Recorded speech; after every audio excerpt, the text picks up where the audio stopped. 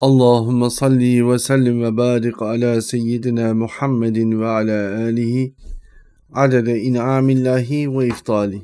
Euzubillahimineşşeytanirracim. Bismillahirrahmanirrahim. İlk Deniz Savaşı'ndan bahsetmiştik geçtiğimiz derste. M.Ö. 3643 ile 3631'li yıllar arasında yaşanan bu savaşın ardından savaş kendisinden sonraki etkileri devam ettirmeye başlıyor. Mısır'ın göreceli bir karmaşa dönemi, bir fetret dönemi diye tabir edebiliriz. Kendi içine kapanma, yeniden derlenip toplanma sürecini de anlattık. Ancak bu süreçte Nemrut bölgesel etkinliğini arttırmak taraftarında. Sonuçta Hindistan'dan ticaret yolunun karayoluyla gerçekleşmesi, bir diğer taraftan deniz ticaretini eline geçirmeye olan çabası, bölgesel niteliğini arttırmak için verdiği mücadele hepsi buna dahil. Beni İsrail Nemrut'un hızlı büyümesinden dolayı sessiz ve sakin. Zira Nemrut putperest. Ancak Nemrut bu putperestliğini daha ileri bir boyuta taşımaya başlıyor. Artık bölgesel ticaret yollarında kendi nişanını, kendi bayrağını, kendi putu olarak ortaya koyma niyetinde. Yani tabiri caizse bir ülkenin bayrağı artık bir ülkenin putu haline geliyor. Nemrut'un ülkesinde yapılan diğer putlar ancak Nemrut'un kendi putunun varlığı altında varlık sürdürebildiği için en baş put kendi putu olarak adlandırılıyor. Bu konuyu anlatmıştık. Grekler ise buna karşılık tabiri caizse paganizmdeki bir itikat kayması söz konusu olduğunu düşünüyorlar.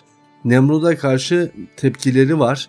Ancak bu tepkinin karşılığında o yaşanan büyük savaşın ardından henüz ciddi bir tepkiyi siyasal anlamda ve ekonomik koşulların getirdiği ölçülerle koyamıyorlar.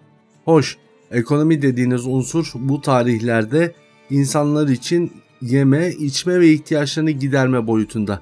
Siyasal anlamda bölgesel ticaret yollarını elinde tutanların bu ticaret yolları üzerinden gelen ürünleri ucuz fiyata alıp aracı olarak daha yüksek fiyata satmaları bu bölümün siyasal koşulları için bu tarih açısından önem arz ediyor. Nemrut kendi putunu diktirmeye başlıyor kıyı şeritlerine. Hürmüz Boğazı'ndan başlıyor önce. Hürmüz Boğazı'nın özellikli noktalarına kendi putunun en büyük haline diktirmeye başlıyor. Yani bugün gördüğünüz büyük anıtsal yapıların ilklerinden biri ya da yakın çağdaki ilklerinden biri olarak tabir edebiliriz.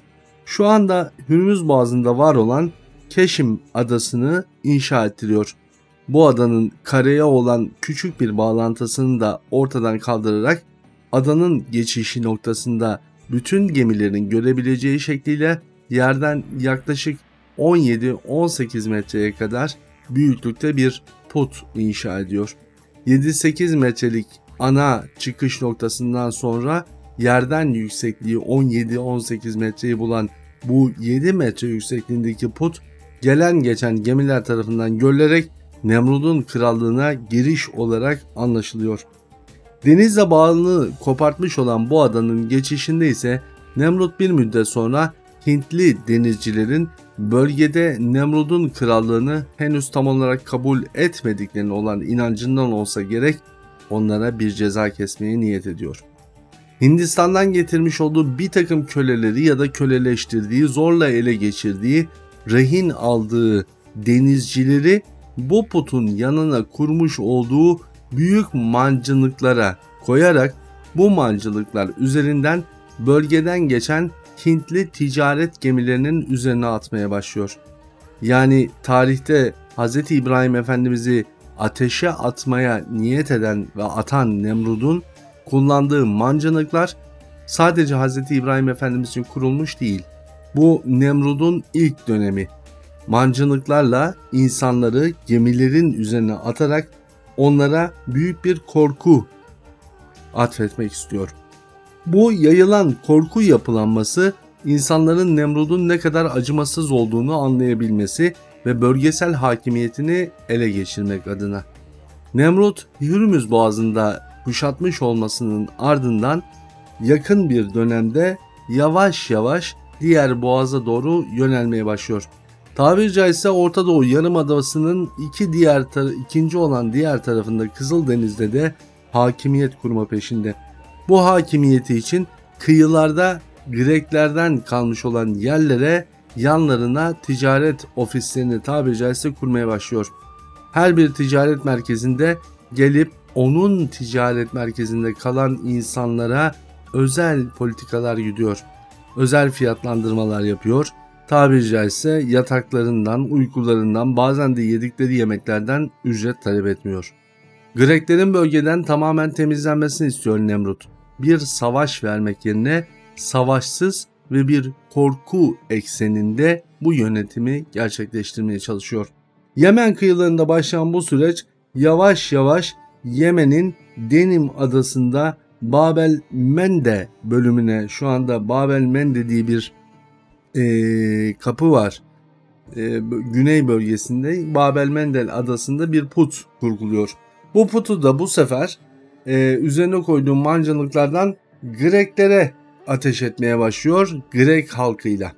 Dolayısıyla Greklerin ilk başta savaşmayarak, anlaşarak bir şeyleri çözmeye olan çabası yerine Grekleri daha da korkutabilmek için tabiri caizse bir güç sarhoşluğuyla bunu da yapmaya başlıyor ki bu Grekleri oldukça rahatsız ediyor. Grekler bölgedeki ticaret gemilerini yaklaşık 6 ay 7 ay boyunca geçirmemeye karar veriyorlar. Daha uzun yolları, Güney Afrika yolunu seçiyorlar ki bu tarihten itibaren de Güney Afrika'nın hareketlenmeye başladığını görüyoruz. Yani zannetmeyin ki Güney Afrika yolculukları ilk defa coğrafi keşifler döneminde yapılmış değil. Coğrafi keşifler dönemi insanların istila gücünü kullanmış oldukları bir zaman dilimi. Henüz bu kadar vahşetin yaşandığı bu dönemde daha bu noktaları görmüyoruz. Dolayısıyla coğrafi keşifler tarihin ilk defa yaşanan unsuru değil aslında, ama tarihçiler böyle yazınca öyle anlaşılıveriyor. Nemrut Kızıldeniz'de ilerlemeye karar veriyor. Yavaş yavaş ta Mısır'a kadar olan bölgeyi ele geçirerek bu bölgede etkin bir fonksiyon görme niyetinde.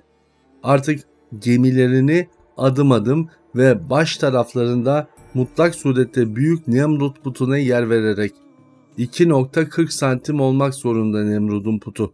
Kendi boyu yaklaşık 2 metre ama oturduğu büyük tahtı ile beraber yerden yüksekliği yaklaşık 2.40 metre olduğu için kendi seviyesine de ulaşmayacak bir put inşa ediyor. Kendi tahtını 2.41 santim, yaptıracağı putu ise 2.40 santim olma mecburiyeti var. Yani standartlara bağlanmış bir put. Bu put geminin önünde duruyor ve adım adım kıyı kıyı bir şeyler ele geçirmeye başlanıyor. Kızıldeniz'de Mısır'a doğru yapılan yolculukta tam Kabe-i Muazzama Mekke-i Mükerreme'nin hizasına gelindiğinde ise gemide bir tuhaflık oluyor ve gemi karaya oturuyor. Nemrut'un adamları ne yapsalar bir türlü gemiyi oradan ileriye götüremiyorlar. Biraz ileriye almaya kalksalar bu sefer Nemrut'un putunda çatırdama sesleri geliyor. Anlaşılan garip bir şeyler oluyor. Nemrut'un putunun arkasına Greklerin kendi putlarından bir tanesini koymaya niyet ediyorlar. Çünkü bölgedeki insanlar bu bölgede garip şeyler olduğundan ötürü daha önce de haberleri var. Her kim Mekke-i Mükerreme'nin hizasından geçerken bir putla geçmeye kalksa başına gelmeyen kalmıyor.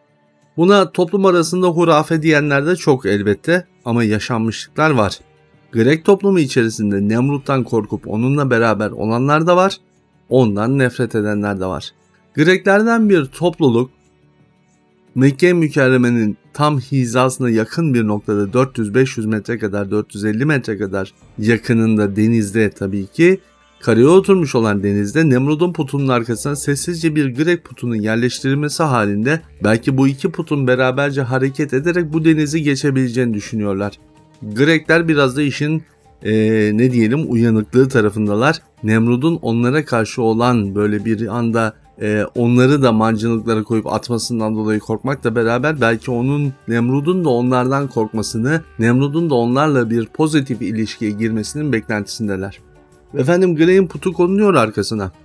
Ancak bu sefer de konuşmaya niyet eden, yani her seferinde demiştik ki bu putlar çeşitli sihirlerle sesler çıkarıp konuşuyorlar. Bir bakıyorlar ki la ilahe illallah sözünü söyleyen put paramparça oluveriyor. Nemrut'un putunda herhangi bir tıkırtı yok. Gemideki insanlar büyük bir korkuya kapılıyorlar ve hemen kendisini karaya atıyorlar. Hem de Mekke tarafına değil, doğu tarafına. Nemrud'un o dakikalarda ise neccimleri, yani müneccimleri, yıldız ilmiyle uğraşanlar geliyorlar ve böyle bir durumdan haber veriyorlar.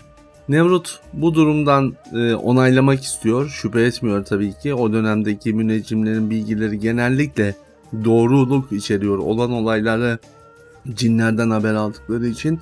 Tabii bir müddet bekleniyor. O müddet içerisinde daha sonra gelecek haber bunu doğrulayacak. Ancak müneccimler bu süreç içerisinde Nemrut'a şunu söylüyorlar. Orada karaya oturmuş bir gemin var. Önünde ise senin putun. Ancak bu put buradan öteye geçmeyecek. Ve işin en kötü tarafı, bu artık imparatorluğumuzun, saltanatımızın, devletimizin, her ne derseniz deyin, yıkılış sürecinin başladığı yer. Bu başlangıç sürecidir diyorlar.